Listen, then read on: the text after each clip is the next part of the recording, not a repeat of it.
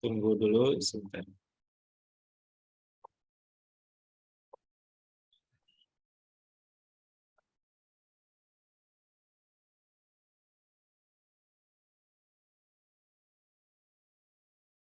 Ya, tafadhol Ustaz Fajar.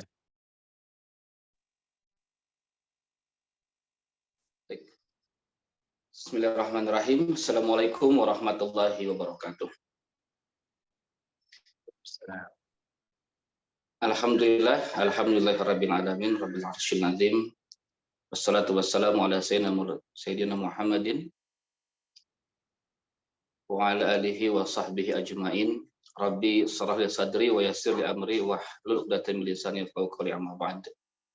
Alhamdulillah, pada hari ini semuanya bisa bertemu kembali di acara yang selalu kita laksanakan, yaitu kajian subuh PC Al-Irsyad Al-Islamiyah Kota Bandung, yang kami hormati seluruh jajaran PC Al-Irsyad Al-Islamiyah Kota Bandung, jajaran LPP dan yang lainnya, dan tentu saja para mustami'in yang hadir saat ini.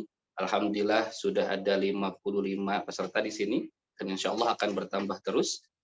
Mudah-mudahan semuanya dalam keadaan sehat walafiat, dalam keadaan lancar semua urusan, dan insya Allah Allah lancarkan juga urusan-urusan kita ke depannya. Amin ya Allah ya Rabbal alamin. Dan alhamdulillah Ustadz Jalal Fadil, guru kita sudah hadir di sini. Assalamualaikum Ustadz. Ustadz Yazin sudah hadir ya? Warahmatullahi wabarakatuh. Waalaikumsalam. Alhamdulillah. Sehat Ustadz? Alhamdulillah Ustaz Fajar, sehat. Alhamdulillah. Alhamdulillah. Mudah-mudahan kesehatan akan terus melimpah kepada kita semuanya, khususnya kepada Ustadz kita atau guru kita Ustadz Yazin. Kaum muslimin muslimat rahimakumullah, para mustami'in yang hadir pada saat ini, mudah-mudahan kita berdoa kepada Allah Subhanahu wa taala, kajian rutin ini akan terus kita istiqomahkan, akan terus berjalan sehingga manfaat ataupun hal yang baik akan terus kita rasakan. Sebelum kita mulai, mungkin akan ada beberapa yang mau disampaikan terlebih dahulu, baik itu dari jajaran pengurus ataupun yang lainnya. Ustadz Khalid atau Ustadz yang lainnya? Tidak ada, cukup ya. Baik, kita akan langsung saja tanpa berpanjang kala, mari kita buka acara kajian subuh kita kali ini dengan ucapan bismillah bersama-sama. Bismillahirrahmanirrahim.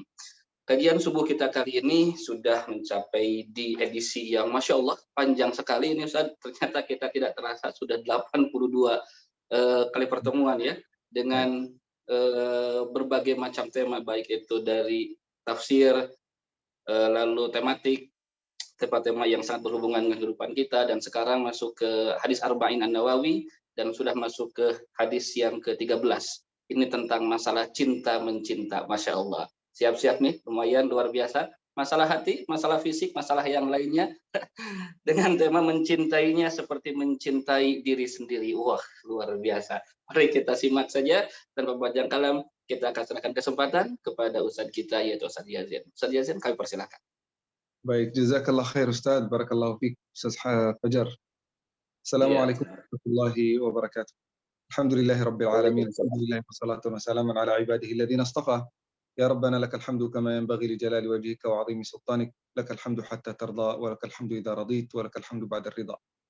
Yang sama-sama kita hormati pengurus Al-Irsyad Al-Islamiyah yang kita cintai, dan juga yang kita hormati Al-Ustadz Al-Fadil Al-Mukarram, Ketua PC Al-Irsyad Al-Islamiyah Kota Bandung, Al-Ustadz Khalid Harras, yang kita sama-sama hormati pengurus Al-Irsyad Al-Islamiyah Kota Bandung, dan juga teman-teman, ibu-ibu, bapak-bapak yang kami cintai karena Allah Subhanahu wa taala, yang menghadiri, menyaksikan kajian ini dari Bandung, dari Jawa Barat, dan juga dari seluruh Indonesia.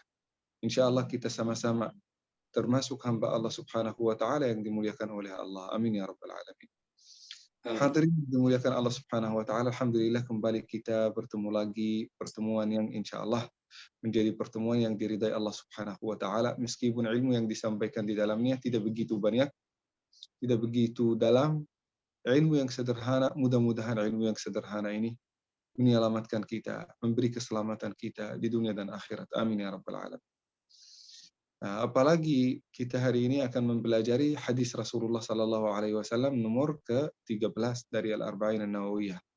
Hadis ini termasuk hadis yang sangat menarik. Maknanya sangat sederhana, tapi sangat bermanfaat bagi kita kalau kita mempraktik dan mengamalkan hadis ini sehari-hari. Hadis ini diriwayatkan oleh Anas bin Malik Al-Khazraji.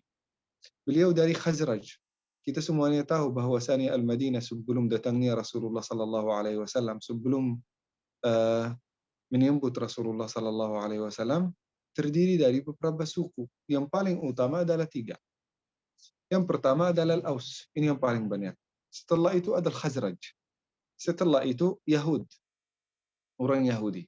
Jadi ada 2 dari orang Arab yang dari Yaman. Sebenarnya itu Al-Aus wal Khazraj itu keturunan dari Yaman.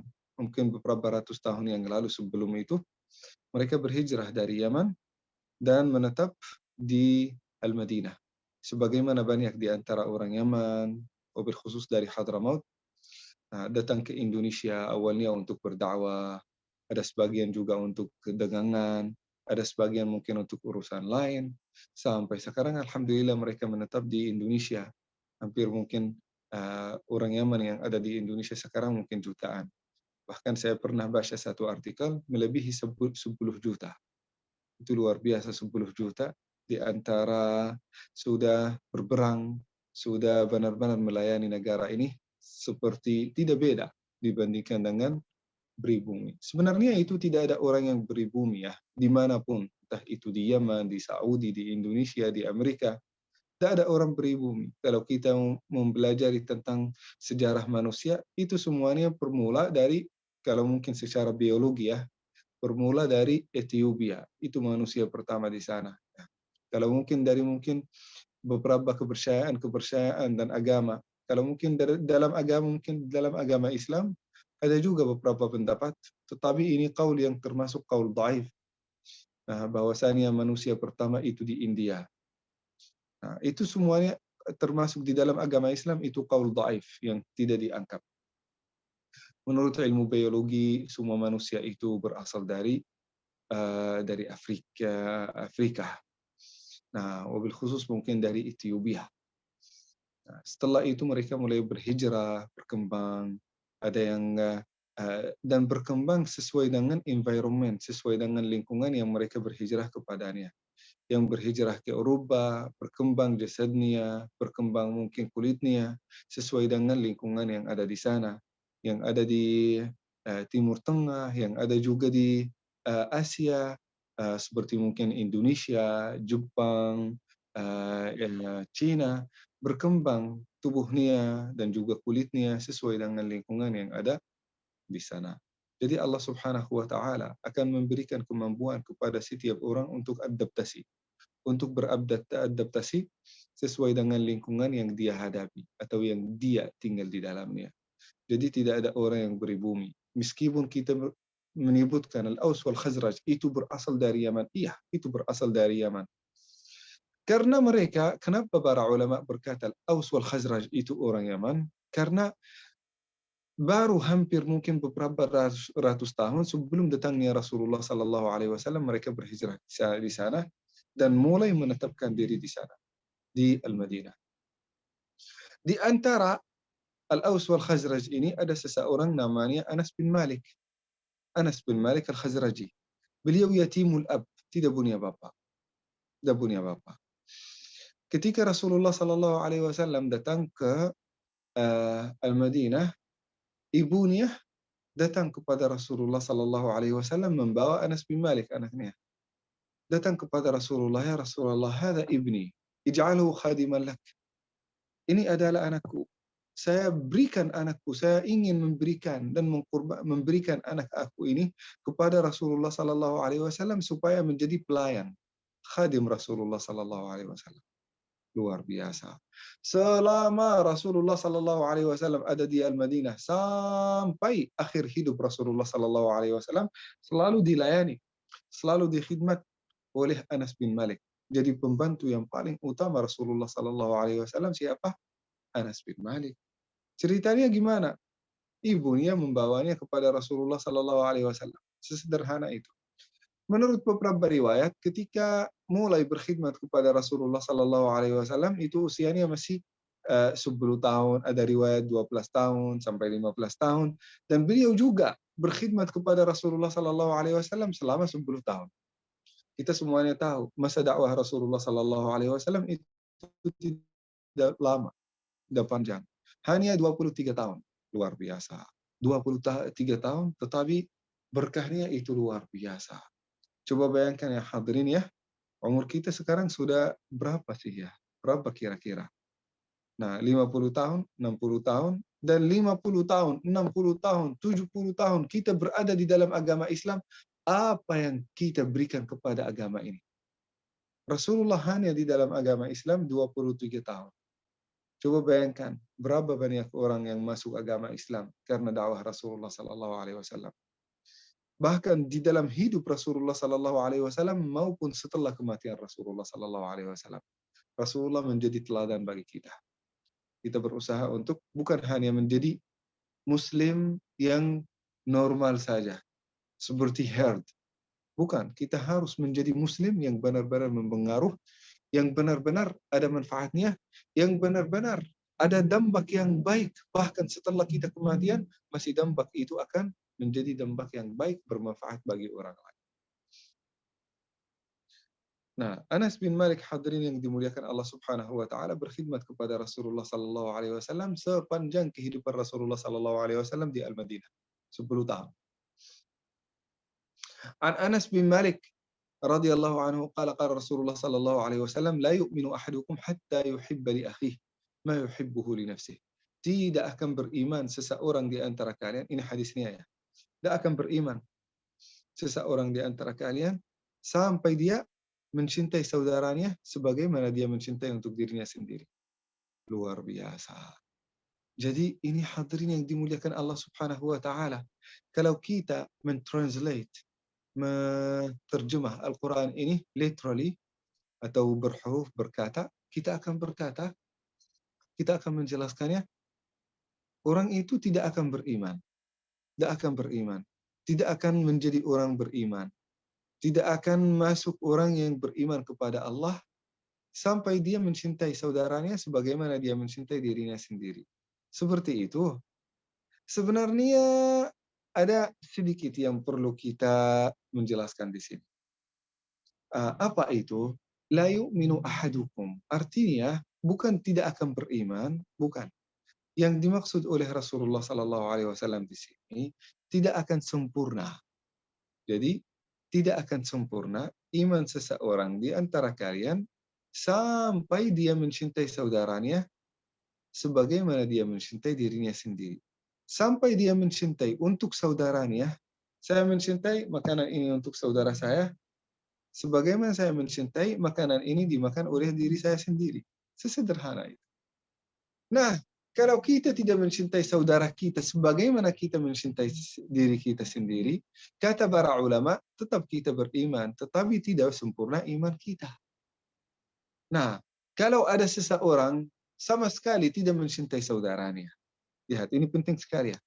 Sama sekali tidak mencintai saudaranya, tetap beriman, kata para ulama, tidak akan pernah.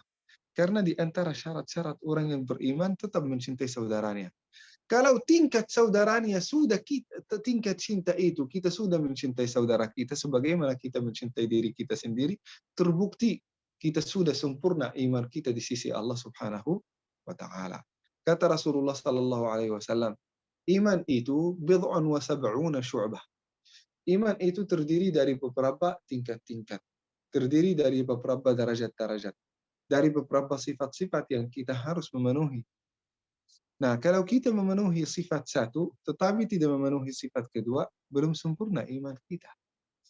Kita memenuhi sifat satu, dua, ketiga belum sempurna iman kita. Sampai kita memenuhi sifat-sifat orang yang beriman kepada Allah Subhanahu wa taala. Di antaranya apa? Mencintai saudara kita sebagaimana kita mencintai diri kita sendiri.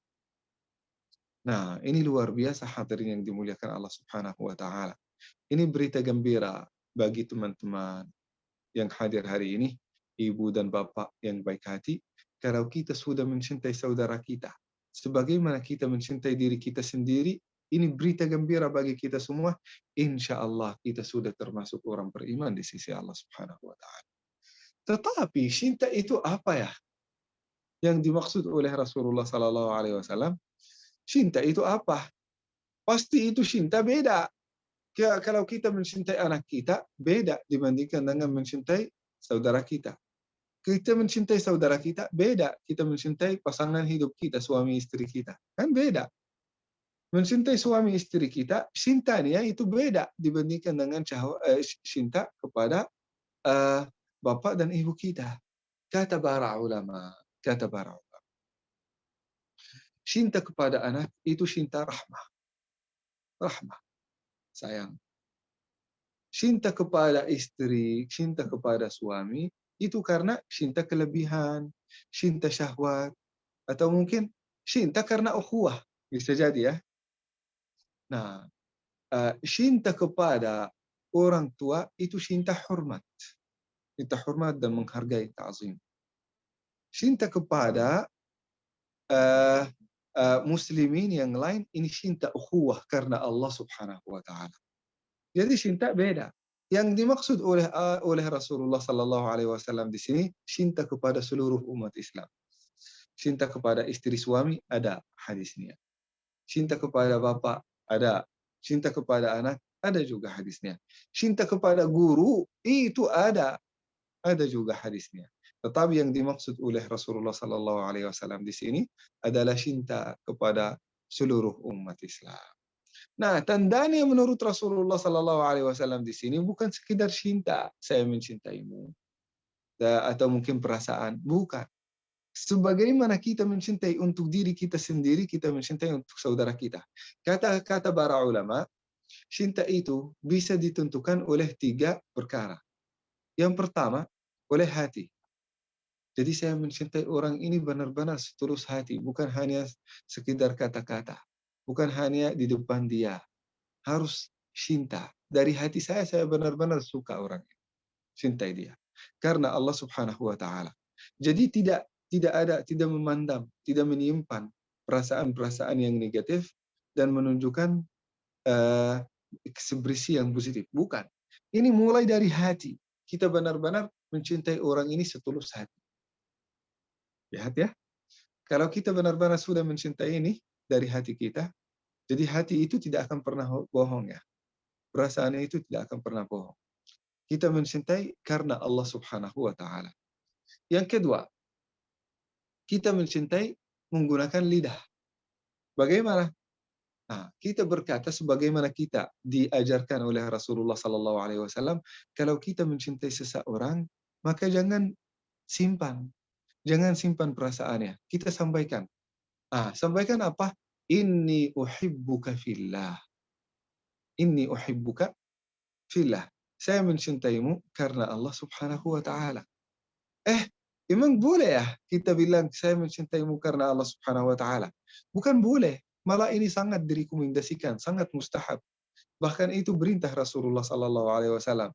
Misal, saya mencintai Ustaz Fajar, saya bilang Ustaz Fajar, saya mencintaimu karena Allah Subhanahu wa Ta'ala. Sama juga suatu hari bertemu dengan Ustaz Mirza, saya sampaikan, Ustaz Mirza, saya mencintaimu karena Allah Subhanahu wa Ta'ala. Nah, itu sunnat Rasulullah Sallallahu Alaihi Wasallam. Dijawab oleh apa? Bagaimana dijawab oleh Ustaz Fajar dan juga Ustaz Mirza? Akan dijawab, Ahabbakallah lilladhi ahbabtani fih.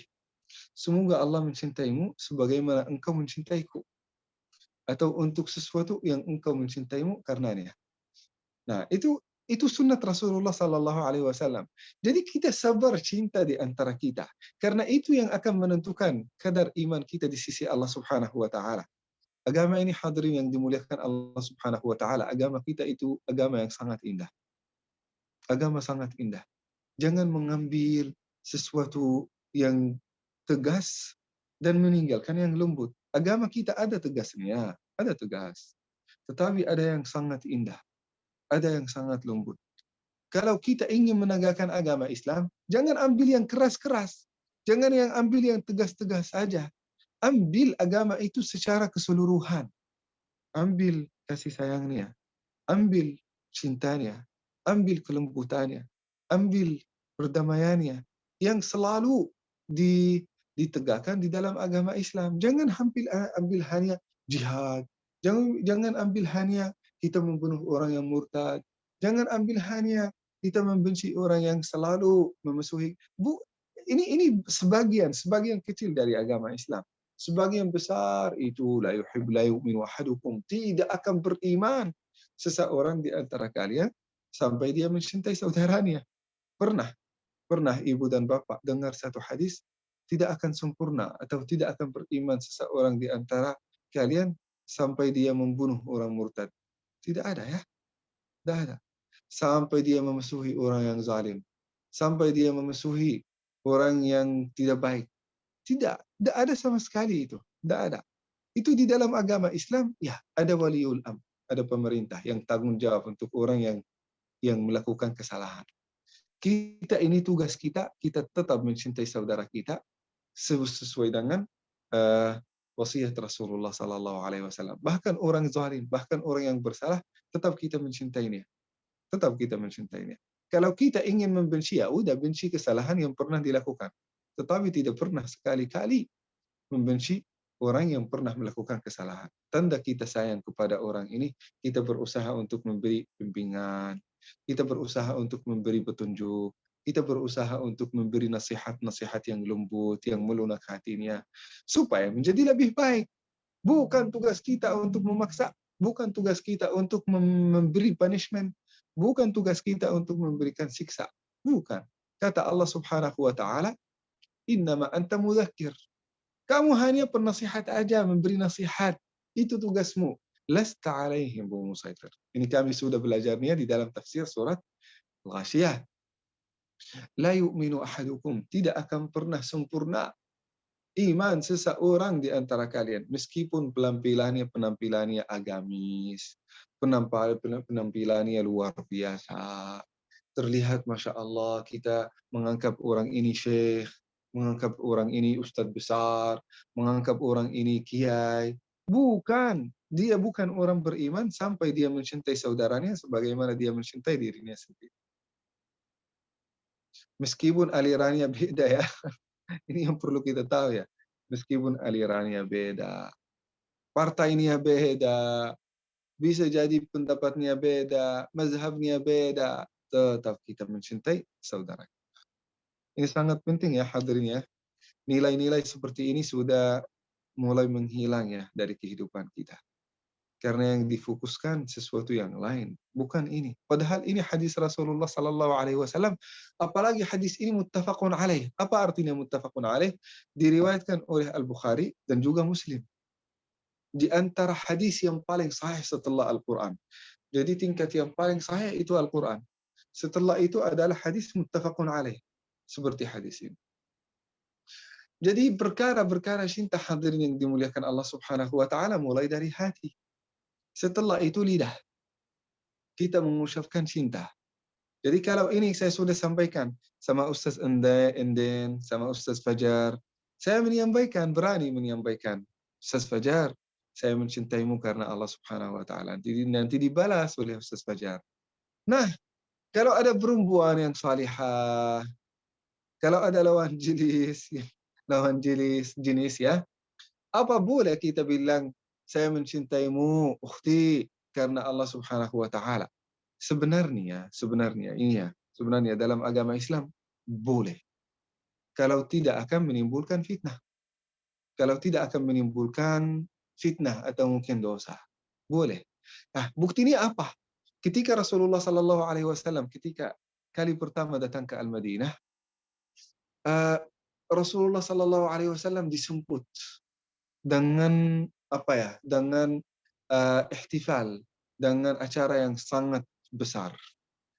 Yang menyambut Rasulullah sallallahu alaihi wasallam juga ada laki-laki, ada juga perempuan dari penduduk Al-Madinah. Rasulullah sallallahu alaihi wasallam menyampaikan kepada mereka, "Atuhbibnani?" Apakah kalian mencintai Rasulullah sallallahu alaihi wasallam? Kata para wanita itu, "Kami mencintaimu ya Rasulullah." Kata Rasulullah sallallahu alaihi wasallam, "Wa ana uhibbukum fillah." Saya pun juga mencintai kalian karena Allah Subhanahu wa taala. Meskipun mereka perempuan. Lihat ya. Tetapi asal kita aman dari fitnah.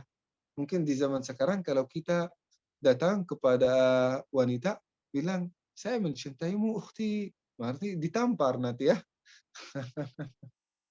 Atau mungkin seorang perempuan menyampaikan itu kepada laki-laki bisa menimbulkan fitnah. Di zaman kita sekarang cinta sudah difahami ke arah yang tidak baik, yang lain. Misal, kalau seseorang menyampaikan kepada mungkin cowok ke cowok menyampaikan, saya mencintaimu. Ini homo, LGBT. Bukan. Bukan cinta itu, bukan cinta syahwat. Yang kita maksud di sini. Bukan semua cinta adalah syahwat. Bukan. Cinta karena Allah Subhanahu wa taala itu sebagaimana Rasulullah sallallahu alaihi wasallam menyampaikan, yuhibbu li nafsihi ma yuhibbu li ghairihi. Saya mencintai untuk saudara saya apa yang saya cinta untuk diri saya sendiri. Saya hari ini makan makanan yang enak. Saya berharap kalau Ustaz Fajar makan makanan yang enak juga. Saya hari ini mendapat gelar apa gitu. Saya berharap kalau Ustaz Inden dapat gelar ini. Saya hari ini juga dapat ilmu yang sangat baik. Saya berharap kalau Ustaz Khalid dapat ilmu ini. Saya hari ini dapat harta belasan juta. Saya berharap kalau saudara saya yang namanya Mirza dapat harta yang sama. Ini cinta yang dimaksud oleh Allah Subhanahu wa taala. Bukan semuanya teralih ke syahwat. Nah, itu yang perlu kita mengerti ya. Di dalam agama Islam, konsep cinta itu jauh lebih besar dibandingkan dengan konsep cinta yang hanya dibatasi dengan syahwat. Jadi boleh kita menyampaikan perasaan itu kepada saudara kita. Tetapi kepada lawan jenis, itu kita mungkin sesuai dengan zaman kita harus mengukurnya. Kalau itu tidak menimbulkan fitnah, maka boleh, silakan. Boleh. Nah, hadirin yang dimuliakan Allah Subhanahu wa taala. Saya juga setiap kali mungkin bertemu dengan ibu dan bapak, saya menyampaikan yang saya cintai karena Allah Subhanahu wa taala. Dan benar-benar saya mencintai antum karena Allah Subhanahu wa taala. Jadi hadirin yang dimuliakan Allah Subhanahu wa taala, kata Rasulullah sallallahu alaihi wasallam tidak akan sempurna iman seseorang sampai dia mencintai saudaranya sebagaimana dia mencintai dirinya sendiri. Kita sampaikan bahwasanya cinta itu mulai dari hati. Kedua itu dengan ucapan. Kita ucapan, jangan nyimpan di dalam hati. Yang ketiga kita harus amalkan. Kita harus amalkan, bukan hanya terus omongan-omongan terus gitu ya. Saya mencintaimu, saya sayang kepadamu. Setiap orang bisa melakukan itu kan? Tetapi kita harus membuktikannya. Membuktikan dengan hal yang paling sederhana. Apa itu? Kata Rasulullah sallallahu alaihi wasallam, "Wa tabassumuka fi wajhi akhika sadaqah." Ya, mulai dengan senyum. Nah, bertemu dengan saudara saya, senyum. Senyum itu hadirin yang dimuliakan Allah Subhanahu wa taala, hadiah yang sangat indah. Hadiah yang sangat indah. Senyum itu saat kita menyampaikannya membuat saudara kita yang melihat senyum itu bahagia. Itu termasuk hadiah. Belum tentu orang kalau diberi 1 juta, 2 juta, 10 juta dia sudah bahagia. Tetapi insya Allah terbukti. Dengan senyum itu kita bisa memberikan kebahagiaan kepada orang lain. Bisa memberikan kebahagiaan itu kepada orang lain. Apalagi kalau kita ketawa. Apalagi kalau kita menghibur saudara kita. Itu termasuk luar biasa hadiah yang sangat besar kepada saudara kita. Bukti juga kita cinta. Bukan hanya ucapan ya. Senyum. Setelah itu apa? Kita amalkan. Dengan benar-benar ini saya mencintai. Saudara saya dapat makanan yang sama. Ya udah bagi makanan. Bagi makanan. Kita dapat makanan yang enak. Bagi makanan kepada saudara kita. Kepada tetangga kita. Kepada keluarga kita. Kepada orang-orang yang kita cintai. Bagi. Bukan hanya asal perasaan. Saya mencintai kalau saudara saya dapat makanan ini, dapat nasi goreng yang saya lagi makan ini. Nah, bukan hanya asal harapan, bagikan sebagian. Nah, hadis Rasulullah sallallahu alaihi wasallam, wasiat Rasulullah kepada Abi Dzar. Ya Aba Dzar, idza tabakhta maraqatan fa'akthir ma'aha wa ta'ahad jiranak kalau engkau masak soto, ini Rasulullah Sallallahu Alaihi Wasallam kasih contoh, bukan hanya soto aja ya.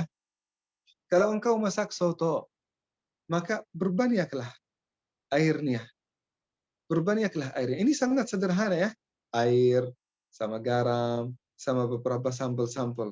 Berapa harganya? Hanya beberapa berak kan, 2.000, 3.000 air dan uh, uh, garam, salt.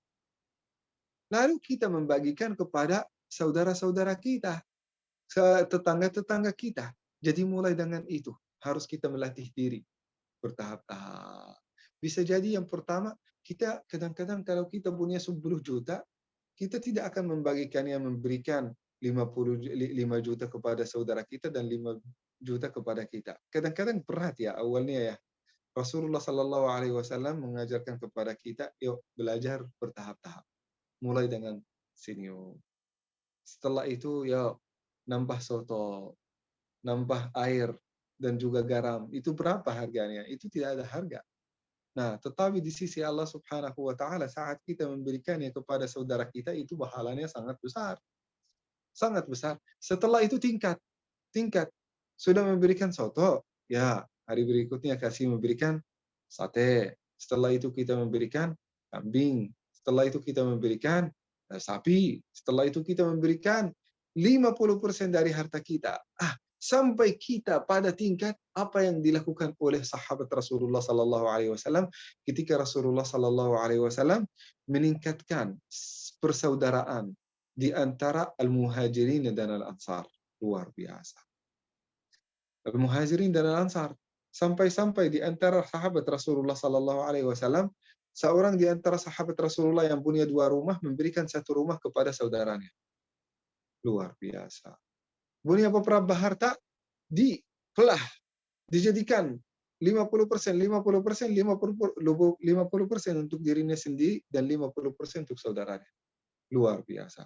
Saya tidak mengatakan kita harus langsung kita mencapai derajat itu, kita bertahap-tahap. Sebagaimana Rasulullah Sallallahu Alaihi Wasallam menyampaikan kepada sahabatnya, mulai dengan senyum, setelah itu mulai dengan kuah. Nah, ketika saya pernah menyampaikan ceramah tentang ini, membagi-bagi kepada saudara kita. Nah, rupanya ibu ini salah satu ibu mengerti ceramah itu. Tanya saya setelah 1 tahun, Ustadz, alhamdulillah saya sudah mengamalkan ceramahmu. Ceramah itu apa? Saya alhamdulillah sepanjang tahun saya hanya sedekah kuah aja. Luar biasa. Tidak pernah sedekah daging, tidak pernah sedekah makanan yang lain, hanya sedekah kuah aja, air aja. Sebenarnya boleh kita sedekah, semuanya namanya sedekah. Tetapi kita berusaha untuk melatih diri kita bertahap-tahap. Hari ini kuah, setelah itu kuah dengan sayur-sayuran, setelah itu kuah dengan dikit mungkin kentang, dikit dengan nasi, dikit dengan daging, bertahap-tahap sampai kita mencapai puncak apa yang disampaikan oleh Rasulullah Sallallahu Alaihi Wasallam, mencintai untuk saudara kita sebagaimana kita mencintai untuk diri kita sendiri. Ini termasuk meliputi semua aspek kehidupan. Mencintai mereka untuk menjadi sehat sebagaimana kita mencintai kesehatan untuk diri kita sendiri. Mencintai kebahagiaan untuk mereka sebagaimana kita ingin menjadi bahagia. Mencintai mereka menjadi orang kaya sebagaimana kita ingin menjadi orang kaya. Nah, jadi itu meliputi semua aspek kehidupan hadirin yang dimuliakan Allah Subhanahu wa taala. Nah, saya lupa juga menyampaikan Anas bin Malik yang meriwayatkan hadis ini termasuk di antara sahabat Rasulullah Sallallahu Alaihi Wasallam yang paling banyak hadisnya. Bahkan para ulama berkata paling banyak hadis di antara al-Ansar Anas bin Malik. Dan paling banyak riwayat hadis dari Al-Muhajirin adalah Abu Hurairah, kan? Dan dari Al-Ansar Anas bin Malik yang meriwayatkan hadis ini. Ketika beliau menjadi pelayan Rasulullah Sallallahu Alaihi Wasallam, khadim Rasulullah Sallallahu Alaihi Wasallam selama 10 tahun, beliau berkata, saya berkhidmat kepada Rasulullah selama 10 tahun. Rasulullah akhlaknya termasuk akhlak yang paling puji. Tidak pernah menegur saya. Tidak pernah memarahi saya. Tidak pernah selama 10 tahun. Bukan 1 hari, 2 hari ini. 10 tahun tidak pernah marah.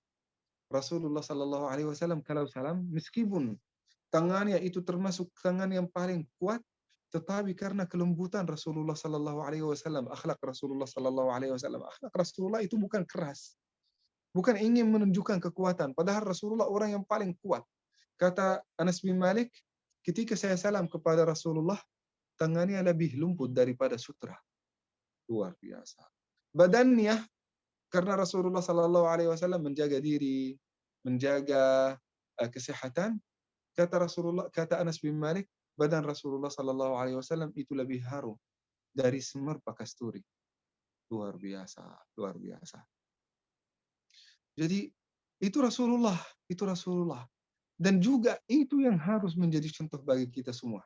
Cinta, kelembutan, akhlak, dan juga harum badan, menjaga kesehatan, menjadi teladan bagi orang lain.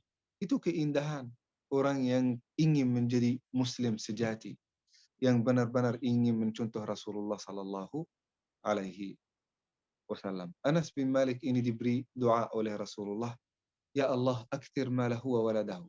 Ya Allah, perbanyaklah hartanya dan anaknya. Sampai-sampai Anas bin Malik menjadi orang yang paling kaya di Al-Madinah. Anaknya berapa? Anak dan keturunannya, anak dan cucunya melebihi 100. 100 anak. Coba bayangkan. 100. Bukan hanya dari anak dan cucunya.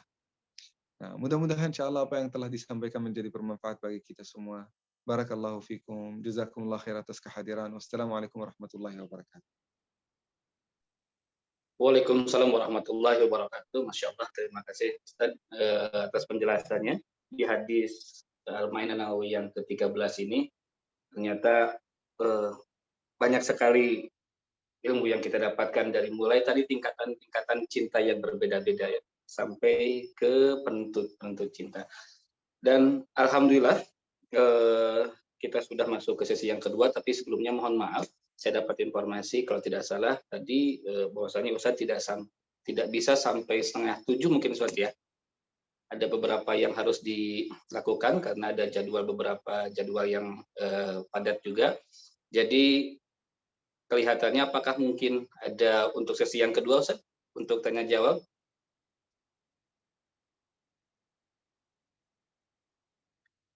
Boleh, kalau mungkin 2 pertanyaan, boleh. Oke, baik, terima kasih. Mohon maaf sekali lagi kepada para mustami yang Masya Allah hari ini sudah sampai di 100 lebih. Dan mungkin hanya 2 pertanyaan saja, karena sekali lagi Ustaz tidak bisa sampai akhir, ada beberapa kegiatan yang masih lakukan. Baik, yang pertama saya akan ngambil dulu dari yang tadi sudah masuk ke chat terlebih dahulu, setelah itu baru yang raise hand. Yang chat terlebih dahulu, yang pertama kali, di sini saya bacakan Ustaz, dari Ervan Karjani. Assalamualaikum Pak Ustadz, bagaimana cara adil cinta orang yang mempunyai 4 istri? Sebab saya lihat di Mekah, di rumah dibuat sama bentuknya. Oh, seperti itu. Jadi ini bagaimana cara supaya adil ketika orang mempunyai istri 4, mungkin seperti itu ya. Karena di Mekah kelihatannya ada yang membangun rumah dan semuanya sama untuk istrinya. Nah, itu seperti apa Ustadz? Yang pertama, mungkin nanti yang kedua ada Kang Zaki Okta untuk yang kedua. Sekali lagi mohon maaf untuk semuanya yang memberikan pertanyaan, tidak semuanya saya sampaikan kepada Ustadz. Ustadz silakan untuk yang pertama. Untuk poligami juga yang pertama mungkin kita harus poligami itu tidak untuk seluruh umat Islam, untuk semua lelaki ya. Hanya yang memenuhi syarat-syaratnya.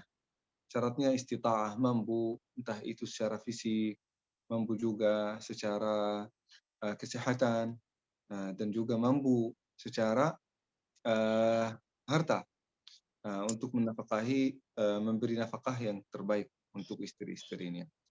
Nah, setelah itu kemampuan juga untuk adil. Tahu hukum-hukum Allah Subhanahu wa taala untuk poligami. Kalau belum tahu nggak usah, jangan dulu. Harus tahu fikih adil. Jadi apa yang kita memberikan ya, apa yang kita berikan kepada istri pertama harus persis kita memberikannya kepada istri kedua. Kalau tidak, nanti hari kiamat kita akan dibangkitkan di sisi Allah Subhanahu wa taala salah satu dari shoulder kita akan begini di sisi Allah. Kenapa?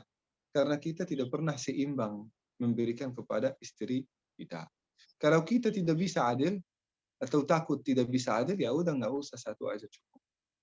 Tapi kalau kita yakin benar-benar bisa memenuhi semua syarat, ya udah baca tentang itu. Kalau merasa sudah bisa, maka lakukanlah apa yang engkau lihat itu cocok bagimu ya. Nah, sama juga adil itu sebenarnya sebagaimana Rasulullah Sallallahu Alaihi Wasallam lakukan.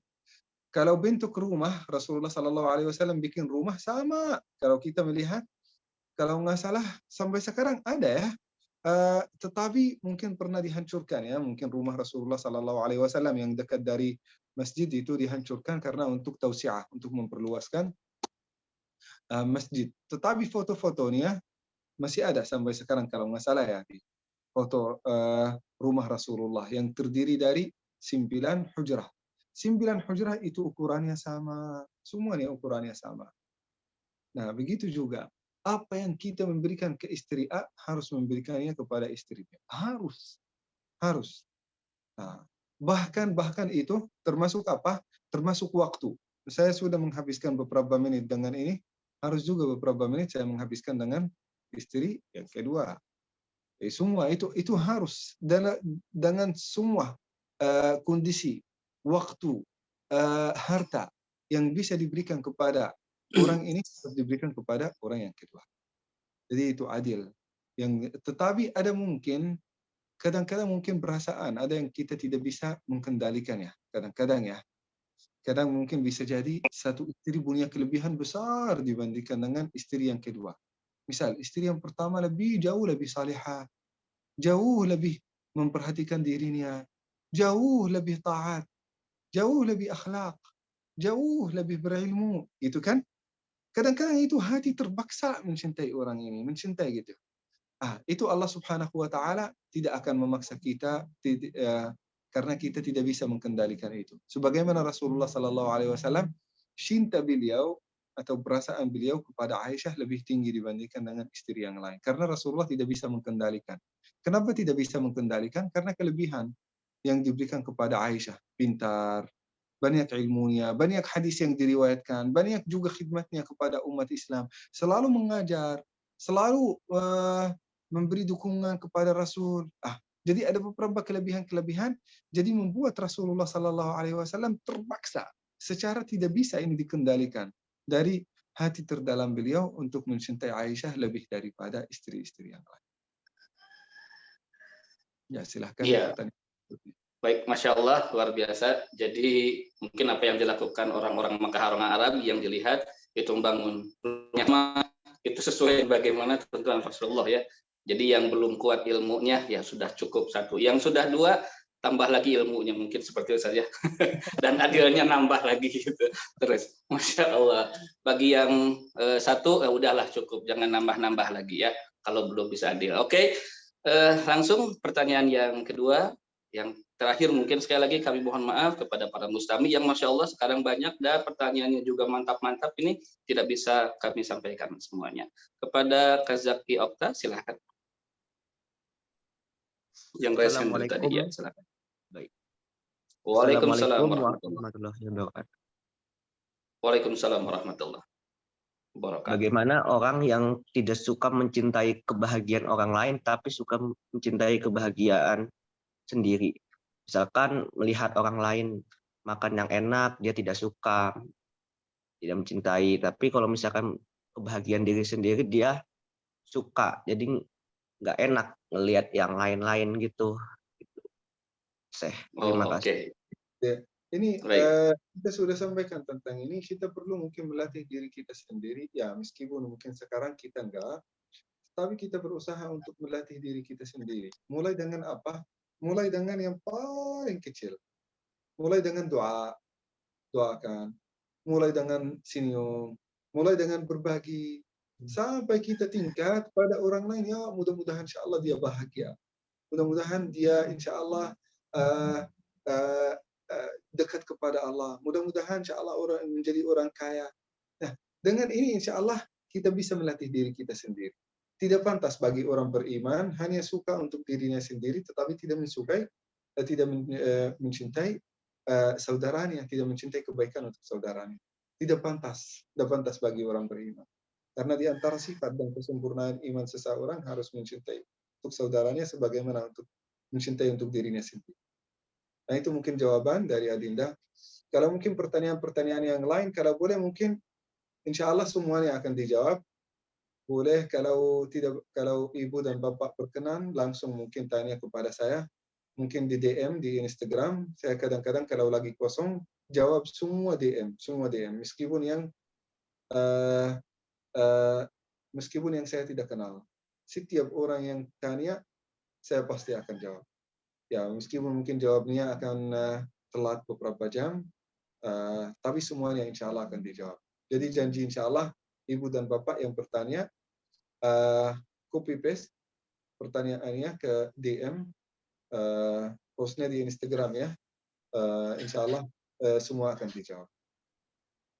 Masya Allah. Nah itu silakan, sudah ada izin dari Ustadz untuk men-DM itu tentang permasalahan-permasalahan, baik itu tema sekarang ataupun mungkin tema-tema yang lainnya, permasalahan dalam agama atau yang lainnya, silakan boleh DM. Dan mungkin kepada Ustadz ataupun ke Kang Mirza boleh nanti di-share. Nah ini sudah ada DM-nya, mohon maaf, Instagram Ustadz. Jadi silakan boleh langsung diklik dan jangan lupa follow dan tentu saja like ya semua postingan-postingan Ustadz. Oke, Masya Allah, hari ini luar biasa temanya, yaitu tema tentang bagaimana kita menyempurnakan iman kita. Karena cinta yang sesungguhnya adalah cinta yang menyempurnakan iman. Masya Allah, luar biasa. Semoga iman kita sempurna dengan terus mengikuti kajian subuh kita ini, karena menjadi salah satu tanda kita cinta ukhuwah, cinta kepada sesama. Dan tentu saja cinta Allah adalah yang paling utama. Terima kasih Ustadz untuk hari ini. Terima kasih para mustami semuanya. Tetap ikuti insya Allah kajian-kajian subuh yang akan dilaksanakan setiap weekend. Dan terus untuk mengikuti, dan silahkan boleh juga mengikuti medsos-medsos dari PC Al-Irsyad Al-Islamiyah Bandung atau Al-Irsyad Al-Islamiyah kota-kota yang lainnya. Silahkan di-subscribe ataupun di-like dan yang lainnya supaya dakwah kita akan terus meluas. Alhamdulillah, sebelum kita tutup, mungkin ada yang mau disampaikan terlebih dahulu dari pengurus ataupun yang lainnya. Cukup. Ya, silakan. Cukup? Baik. Cukup. Syukuran. Iya, baik. Alhamdulillah, terima kasih kepada semuanya. Terima kasih Ustadz. Mudah-mudahan semua kegiatannya lancar, dan kita juga hari ini semuanya yang hadir pada saat ini semua lancar kegiatannya ataupun hal yang sedang dikerjakannya, dan insya Allah sudah Allah turun kepada kita semuanya. Untuk itu kita ucapkan istighfar, astagfirullahaladzim, dan ucapan hamdalah, alhamdulillahirabbil alamin, dan doa akhir majelis, subhanakallahumma bihamdika, asyhadu alla ilaha illa anta, astaghfiruka wa atubu ilaik. Saya sebagai host mohon maaf apabila ada beberapa hal yang kurang berkenan ketika membawakan acara ini. Sekian, assalamualaikum warahmatullahi wabarakatuh. Waalaikumsalam. Terima kasih kepada semuanya. Silakan.